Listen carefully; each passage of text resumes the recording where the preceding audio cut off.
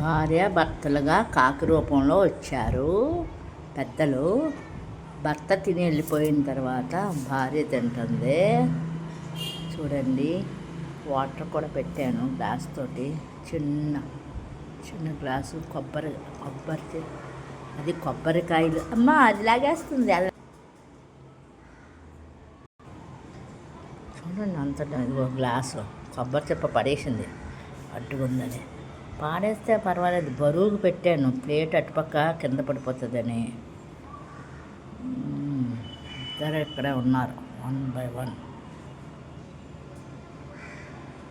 మంచినీళ్ళు తాగుతున్నాయా? మంచినీళ్ళు తాగండి.